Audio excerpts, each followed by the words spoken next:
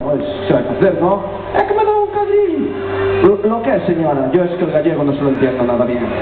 Bueno, pues nada, para toda a xente que pensa que os funcionarios que gracias. Para toda a xente que pensamos que os funcionarios teñen que saber o galego para poder atendernos, porque somos galegos, porque o galego é a nosa lingua, entre outras moitas cuestións, coa lingua de fora. Que foi, que será, que temos lingua, será verdad, será verdad, se calla pra fora, non é que te faz.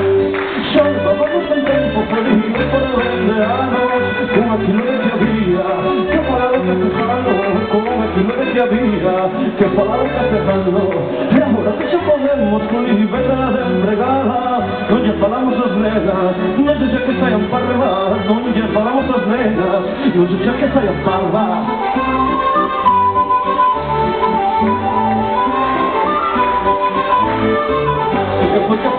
Que será, que temos lingua, será verdad, se calla pra fora, non é que se faz.